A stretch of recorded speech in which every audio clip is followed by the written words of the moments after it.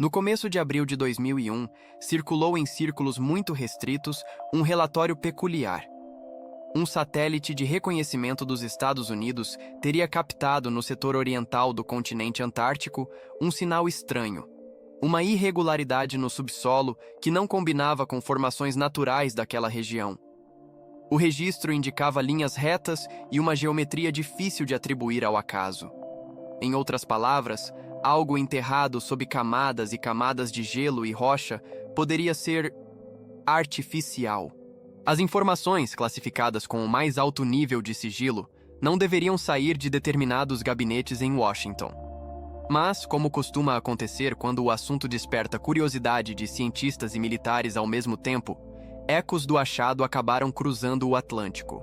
Em bastidores de capitais europeias, cresceu a desconfiança. Estariam os norte-americanos construindo ou escavando secretamente alguma coisa sob a crosta congelada da Antártida? Essa suspeita colidia com um princípio central do Tratado da Antártida, um acordo internacional que, simplificando, proíbe o estabelecimento de instalações de uso militar e vetava obras que pudessem ferir a integridade ambiental do continente. Estações temporárias para pesquisa científica? Sim. Perfurações profundas com fins questionáveis? Instalações permanentes ou mineração? Não. A razão é conhecida. Qualquer intervenção que acelere o derretimento das calotas polares ou altere ecossistemas frágeis pode ter consequências globais. Apesar disso, os rumores de que algo fora do comum acontecia debaixo de um mar de gelo não pararam de crescer. Publicamente, nenhum órgão oficial dos Estados Unidos reconheceu planos extraordinários. Na prática, porém, unidades específicas das Forças Armadas foram destacadas para uma operação silenciosa. Helicópteros se deslocaram para bases de apoio logístico. Cargas foram transferidas à noite. Caixas compridas desapareceram em porões de aeronaves cargueiras. Entre os equipamentos, dizia-se haver um tipo incomum de perfurador móvel, projetado para navegar por túneis escavados na neve compactada e, segundo algumas versões, até atravessar leitos rochosos mais duros, como se fosse um submarino terrestre. Não havia confirmação oficial, apenas relatos esparsos e o rastro de ações que sugeriam preparação para uma missão subterrânea. Pouco tempo depois, outro fato alimentou a intriga. Sismógrafos registraram um tremor atípico naquela faixa do continente. Nada catastrófico, mas o suficiente para chamar a atenção de quem acompanha anomalias. O epicentro? Coincidentemente, ou não, o mesmo ponto apontado pelo satélite como candidato a esconder a tal estrutura. Em seguida, equipes científicas em Vostok, a base russa fincada sobre um lago subglacial, relataram pequenas oscilações magnéticas, o tipo de distúrbio que costuma acender alertas em instrumentação sensível. Isso aumentou a pressão sobre Washington.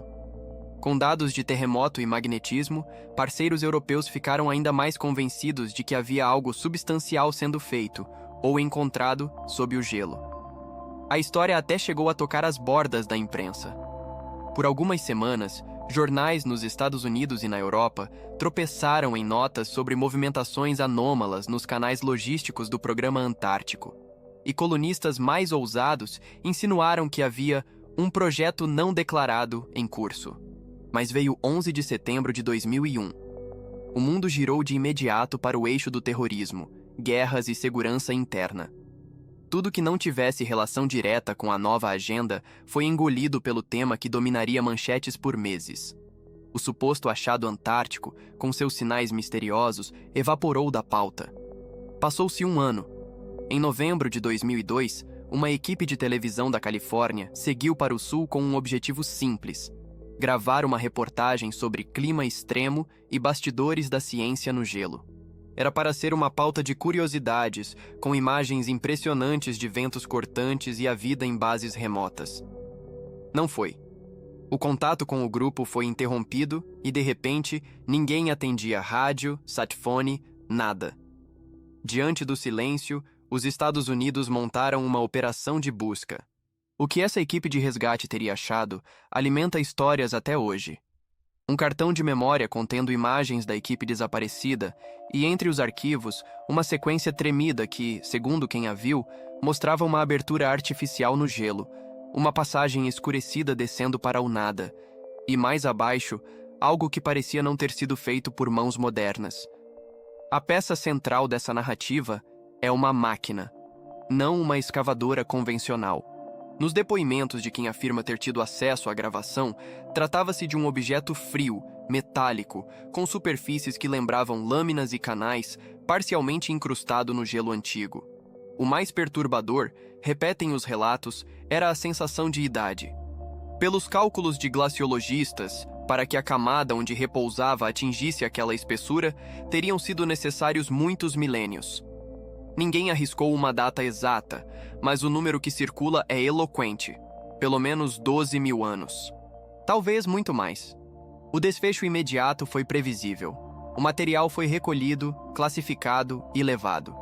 A emissora de TV, por sua vez, publicou um comunicado indignado dizendo que exigiria na justiça a devolução das cenas, alegando interesse público e valor jornalístico inquestionável. A nota ficou pouco tempo no ar. Poucas horas depois, desapareceu do site. O caso não voltou a ser tratado oficialmente, e a versão de que o vídeo comprovava uma perfuração profunda, algo em torno de 3 quilômetros gelos adentro, ficou reduzida a citações de bastidores, textos apagados e conversas de corredor. Curiosamente, nesse intervalo de meses, outro fenômeno ganhou registro, dessa vez com linguagem de laboratório. Uma equipe conjunta de pesquisadores dos Estados Unidos e do Reino Unido conduzia medições meteorológicas em um setor relativamente afastado das rotas habituais. Entre os integrantes estava a física norte-americana Marion McLean. Em uma manhã de céu límpido, o horizonte começou a se cobrir por uma névoa cinzenta, formando um dossel que se aglutinava de modo nada trivial. Todo mundo pensou, tempestade. Só que a nuvem não se deslocava como o previsto. Em questão de minutos, aquele corpo difuso se organizou em uma espiral clara, como um funil de tornado estacionário. Ventava forte, mas o vórtice não migrava. Era como se estivesse ancorado em um ponto invisível do ar. Cientistas diante do inexplicável fazem o que sabem, experimentam. A equipe decidiu lançar um balão meteorológico preso a um cabo pesado, com instrumentos básicos, temperatura, pressão, um pequeno cronômetro sincronizado com precisão. A ideia era simples, atravessar a fronteira daquela espiral e ver o que os sensores apontavam. O balão subiu, foi sugado pelo vórtice, sumiu da vista como se engolido pela névoa e não voltou. O cabo permaneceu firme, sem estourar. Com esforço, o grupo recolheu o conjunto. Lá estava o balão, sem sinais de dano. Mas o detalhe que desconcertou todo mundo não estava na lona, e sim no visor do cronômetro. A data que brilhava era 27 de janeiro de 1965, com hora específica, como se o tempo do outro lado fosse outro. A primeira reação foi supor falha. Repetiram o teste. E outro, e mais. O resultado persistiu. Sempre que o balão cruzava aquela fronteira espiralada, o relógio voltava para a mesma data e o mesmo minuto. O protocolo exigia escalonar o achado. Os dados foram anexados a um relatório técnico, enviados a órgãos de pesquisa e, finalmente, encaminhados à Casa Branca. A partir daí, o padrão repetiu-se. Militares assumiram a coordenação. O episódio foi rebaixado de importância e arquivado. Nos relatórios abertos, restaram linhas esparsas, notas de rodapé que pouco diziam. No circuito informal, consolidou-se a tese de que o vórtice e a estrutura estariam de alguma maneira conectados, talvez manifestações diferentes de um mesmo fenômeno físico desconhecido, talvez consequências de uma tecnologia que ninguém do lado de cá compreendia. É importante sublinhar. Tudo que você leu até aqui transita entre depoimentos, versões, relatos e fragmentos de documentação técnica que nunca vieram a público na íntegra. Não há um dossiê completo aberto em um site governamental. Não existe uma conferência científica com todos os dados reproduzíveis. Há indícios, ecos, pistas. O que alimenta a imaginação é o encadeamento das peças. Um satélite detecta uma forma improvável no subsolo. Ocorre um tremor com epicentro coincidente. Surgem perturbações magnéticas captadas em Vostok. Uma equipe de TV desaparece. Imagens sugerem uma máquina antiga. Um vórtice estacionário devolve relógios a 1965. Os dois episódios se dão na mesma área geral do continente. E então, a cortina desce. Para além dessas ocorrências, a Antártida guarda esculturas naturais que provocam perguntas há décadas. Em algumas cadeias montanhosas, o vento e o relevo expulsam o gelo, expondo paredes de rocha com entradas que lembram portais de cavernas. Exploradores nazistas se interessaram por essas formações no século passado, embalados por teorias delirantes sobre origens míticas e portas para mundos subterrâneos. O regime se foi, as ideias racistas foram desmascaradas e condenadas, mas as cavernas permaneceram, instigando expedições modernas e hipóteses contemporâneas muito mais sóbrias, embora nem por isso menos provocativas. Pesquisadores imaginam que algumas dessas fendas possam dar acesso a galerias internas, corredores que serpenteiam por baixo de geleiras. Sob certas condições geotérmicas, seria plausível a existência de ambientes com temperatura menos hostil, microclimas capazes de suportar água líquida e, quem sabe, formas microbianas de vida. Essa linha de raciocínio é estritamente científica e aparece em estudos sobre lagos subglaciais, como o próprio Lago Vostok. Mas há quem extrapole. Se existem cavernas e túneis naturais, e se algum povo muito antigo encontrou refúgio ali antes de o gelo avançar, não seria impossível haver vestígios de sua passagem em níveis que hoje só alcançamos com perfurações profundas. É aqui que as histórias sobre estruturas artificiais enterradas ganham combustível popular. A versão mais ousada dá um salto. E se o objeto encontrado não for obra humana? E se for uma peça, uma sonda, uma máquina de origem externa à Terra, adormecida sob as camadas de gelo desde uma era remota? Defensores dessa hipótese argumentam que a Antártida, por ser isolada e ter passado por mudanças dramáticas no passado geológico, seria um local plausível para esconder ou preservar artefatos sem testemunhas. Céticos lembram, com razão, que extraordinárias alegações exigem evidências extraordinárias, e até agora não vimos publicamente nenhuma imagem ou dado que resista a escrutínio rigoroso. Entre os dois extremos, permanece uma zona cinzenta fértil para o fascínio. Seja como for, há um ponto de convergência que prende a atenção: a antiguidade. Quando se fala em 12 mil anos, estamos nos aproximando do final da última glaciação, flertando com o período em que grandes porções do planeta viviam transições climáticas profundas. Caso algo manufaturado esteja realmente soterrado abaixo de colunas de gelo com essa idade, teríamos de reabrir perguntas sobre o que humanos pré-históricos foram capazes de realizar, ou admitir que não fomos nós.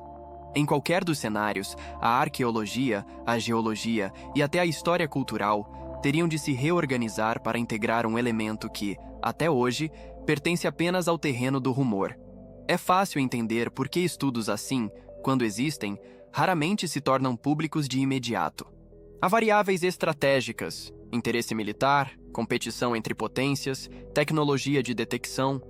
Há preocupações ambientais legítimas, impacto de perfurações profundas, risco de contaminação de ecossistemas subglaciais, e há a pesada engrenagem burocrática de comitês internacionais que zelam pelo continente gelado. Você pode não concordar com isso, mas esse é o desenho institucional vigente.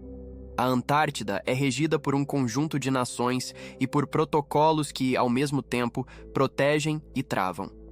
Enquanto a grande resposta não chega, o mapa de histórias cresce. Viajantes apontam cadeias de montanhas carecas de gelo com portas escuras. Cientistas colhem amostras e voltam para seus laboratórios com mais perguntas que soluções. Aventureiros, cinegrafistas e curiosos tentam se aproximar e somem no branco infinito. O resultado é esse caldo de cultura em que dados duros e imaginação se misturam. Há quem jure que viu, há quem jure que é tudo invenção. A verdade, por ora, permanece tão fria e silenciosa quanto o gelo que cobre o extremo sul do planeta. E você? O que pensa de tudo isso? Um jogo de sombras alimentado por coincidências e teorias criativas? Uma sucessão de achados reais sufocados por sigilos que jamais deveriam existir? Ou uma terceira via, em que fenômenos naturais pouco compreendidos, como o tal vórtice estacionário, Convivem com descobertas arqueológicas incômodas demais para o noticiário. Conte sua leitura. Debata com respeito, traga hipóteses, mostre caminhos. Se curtiu este mergulho em mistérios polares, compartilhe com quem também gosta de explorar perguntas difíceis. Deixe seu comentário e, se quiser acompanhar investigações e narrativas como esta, inscreva-se e siga nossos próximos capítulos. Afinal, algumas histórias precisam de muitas vozes para atravessar a neve e chegar à luz.